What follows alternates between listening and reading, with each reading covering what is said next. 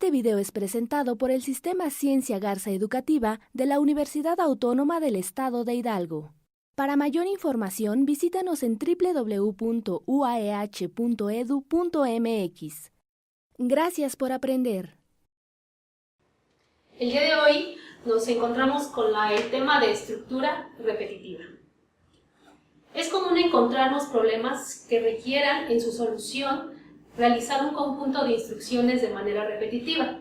Para esto necesitamos operar con la estructura que nos permita desarrollar de manera eficaz y eficiente este problema. Tenemos dos tipos de estructuras: estructuras mientras, estructura para y estructura repetir. Cada una de ellas contienen condiciones que nos ayudarán a saber cuántas veces se repetirá cada ciclo. Los ciclos son el conjunto de instrucciones que necesitamos abordar para realizar la solución del problema. Para la estructura repetitiva, mientras, en este caso tenemos que necesitamos ocupar un conjunto de instrucciones. Este conjunto de instrucciones lo tenemos que desarrollar una cantidad finita de veces, para lo cual necesitamos una condición. La condición nos ayudará a saber cuántas veces va a repetirse ese ciclo.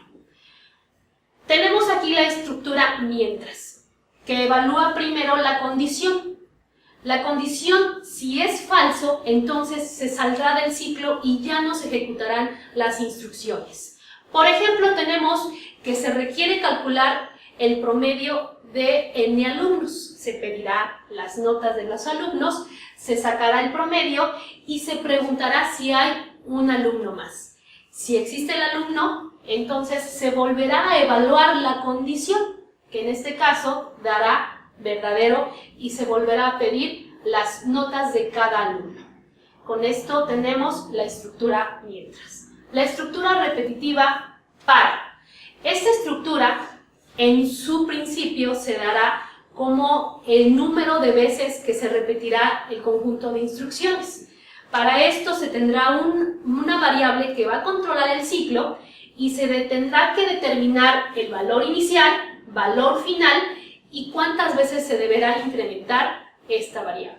Como ejemplo tenemos, se requiere utilizar un método para calcular la tabla de multiplicar de un número dado.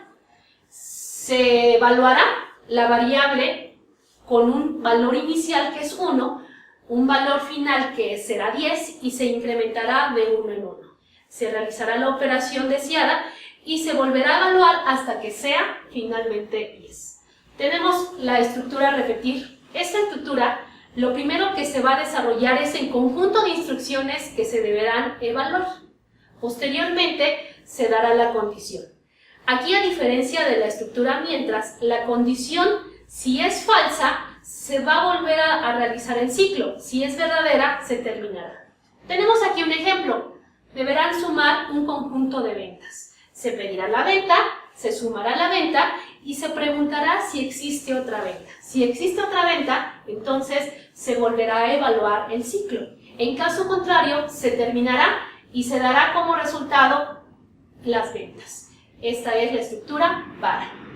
Finalmente tenemos consideraciones que nos ayudarán a identificar cada proceso.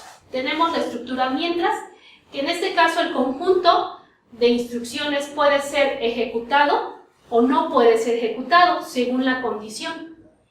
En la estructura para tenemos que al principio de la estructura se delimitará cuántas veces se va a formular el conjunto de instrucciones, verificando precisamente cuál es el valor final. Y por último tenemos la estructura repetir, que en este caso es adecuado para cuando nosotros queramos que las condiciones se realicen al final. Y esto garantizar que las instrucciones que nosotros queramos que se ejecuten podrán realizarse al principio.